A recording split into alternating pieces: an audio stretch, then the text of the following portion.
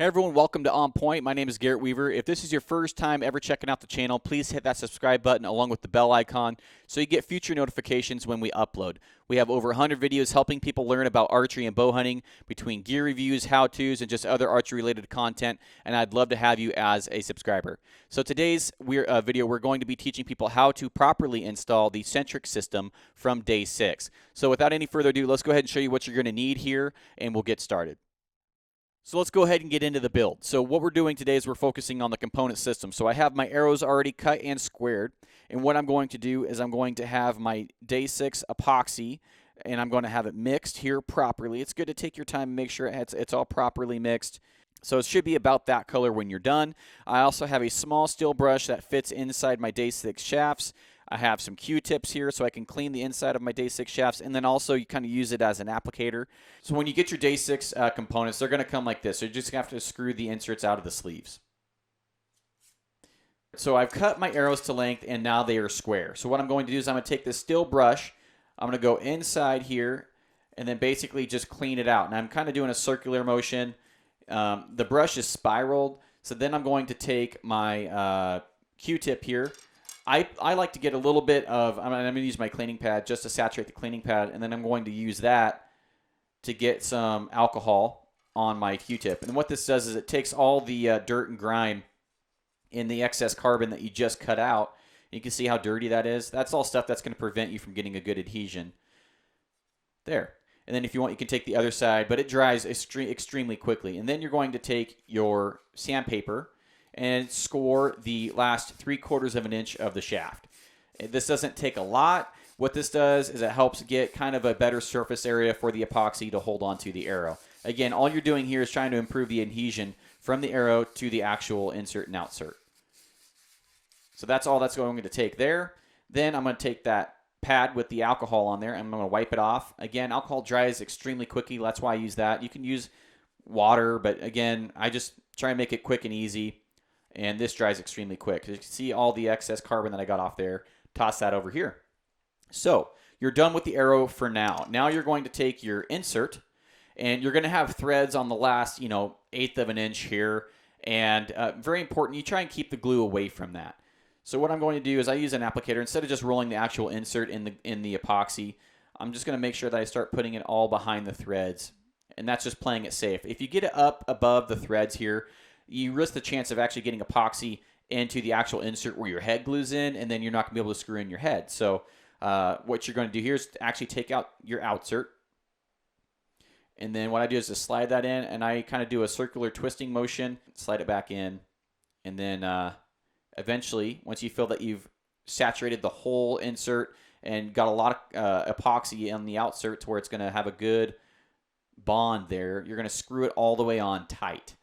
Then you're going to take your little applicator / Q-tip here, and you're going to get the last part of it onto the last part of the insert here. You can use a lot. You can use a little. A healthy amount's good. Don't be afraid to use a little bit. And then you're just going to push that on here. And then I'm going to twist that on.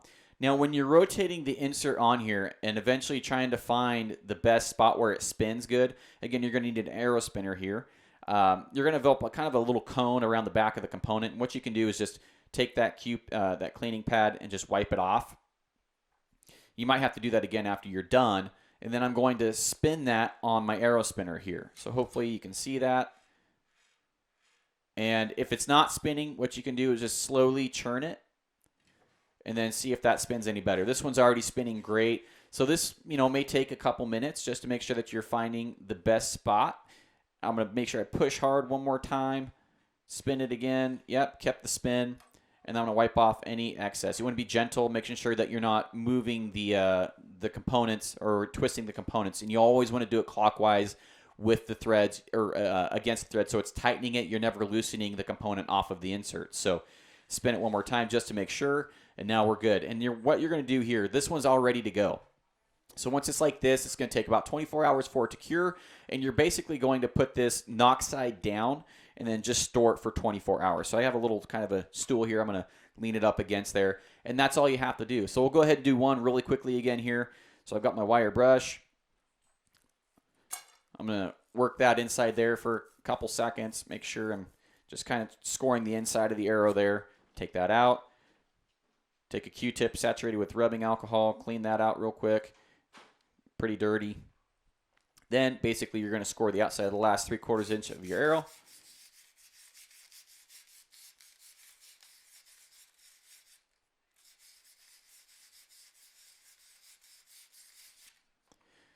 Then take a cleaning pad with a little bit of alcohol on there. This one does already. See how dirty that is? That's all stuff that's going to prevent your bond between the arrow and the epoxy, or the outsert and the epoxy. And so it's good stuff to get off there. Arrow's done for now. Grab your insert. Take your little applicator here behind the thread. So I pinch it kind of behind the threads and just make sure I kind of get it around the insert here. It's okay to use a lot. Grab your sleeve. Work it in and out. And then screw it in. Once you've done that, you're going to take your arrow here, and you can definitely take your nocks out. A lot of guys take their nocks out when they do this. That's just to help prevent the insert from getting pushed out, but I haven't had an issue with that. But if you're worried about it, you can absolutely do that. Push this all the way in here. Get rid of that little collar of epoxy, the excess epoxy here. And make sure we give it a little spin test. So this one is spinning pretty good, but I think we can get a little better. So I'm going to give it just a little bit of a spin. Again, going to make sure that you're doing it clockwise. You don't want to be doing it counterclockwise, and making sure that you're unscrewing the insert from the outsert. And there we go. We got a really good spin there. All right, guys, so that's how you build the Centric system with the Day 6 shafts, and happy to help you. If you have any questions, please reach out. And if you haven't yet and you want to check out the podcast, it's available on all platforms. It's On Point with Garrett Weaver. Search it, and it's available, and it's free.